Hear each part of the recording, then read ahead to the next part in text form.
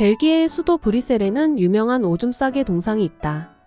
브뤼셀의 상징인 오줌 싸개 동상은 브뤼셀의 대광장인 그랑 플라스에서 멀지 않은 골목의 구석에 자리하고 있다. 이곳의 시민들은 동상에 다녀간 흔적을 남기는 이를 빼놓을 수 없는 즐거움으로 여긴다. 건실한 알몸의 오줌 싸개 동상은 미소를 띤 얼굴로 꼭 오줌을 누는 소년의 모습을 하고 있다. 천진난만한 표정으로 누구도 신경을 쓰지 않고 마음껏 오줌을 누는 듯한 모습에 사람들의 관심은 적잖이 쏟아진다.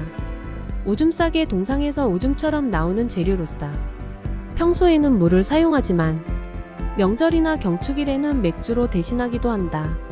여행객들은 머리를 내밀고 이것을 마시기도 하고 잔을 가져다 받아 마시기도 하는데 이들은 이런 행동 자체가 즐거움을 주기도 하지만 행운을 가져다 준다고도 생각한다. 이 오줌 싸개 동상에 관해서는 몇 가지 전설이 전해 내려온다. 8세기경 아들이 없던 브뤼셀의 한 영주가 조급한 마음으로 주교에게 아들을 얻게 해달라고 청했다. 그러자 주교는 그를 대신해서 기도했고 정말로 영주에게 아들이 생겼다. 그런데 특이한 것은 아기가 세상에 나오자마자 오줌을 누웠는데 공중을 향해 뿜어내는 오줌의 높이가 상당히 높았던 것이다. 사람들은 이 때문에 그를 오줌 싸개 소년이라고 불렀고 이조차 기뻐했던 영주는 아이가 태어난 기념으로 조각상을 만들었다는 이야기이다. 또 다른 전설로는 외동아들을 잃어버린 한 아버지가 이 골목의 구석에서 오줌을 누곤 하던 아이를 기억하여 그곳의 아이 모습을 조각한 것이라고 한다. 그 외 일반적인 견해는 이러하다.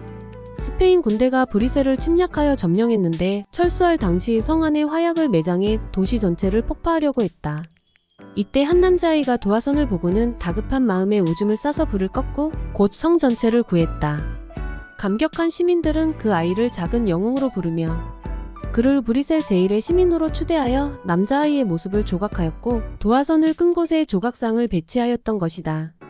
초기에 오줌 싸개 동상은 석고로 만들어져 있었다. 그런데 오랜 풍화를 거치며 보존이 어렵게 되자 브뤼셀의 유명한 조각가인 제롬 디케누아가 훗날 청동으로 다시 작업했다. 동상은 53cm로 작은 편이었는데 18세기에 영국 군대가 몰래 가져간 적이 있었다. 이 사실을 알게 된 프랑스의 황제 루이 15세가 브뤼셀로 돌려주라고 명령하며 금으로 수놓은 동상의 옷을 선물하였다.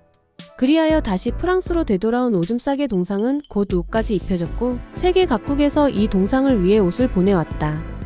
벨기에는 그 동상을 전문적으로 관리하는 협회까지 만들었는데 현재 700벌이 넘는 옷을 관리하고 있다. 이 협회는 세계의 어느 나라, 어떤 사람, 어떤 단체든 오줌 싸개 동상에게 옷을 선물할 수는 있지만 만일 상업적인 목적으로 보내는 것이라면 그것을 거부하도록 규정해 놓았다. 동상의 옷을 입히려면 이 규정을 반드시 통과해야만 동상의 사이즈를 잴 수 있다. 동상의 옷은 전문가가 관리하고 정기적으로 교체하는데 동상의 옷을 갈아입히기 전 협회에서 미리 공지를 하면 많은 사람들이 이변의 의식을 보기 위해 몰려든다고 한다. 1997년 겨울 무렵 이 오줌 싸개 동상 앞에서 웃지 못할 사건이 하나 벌어졌다.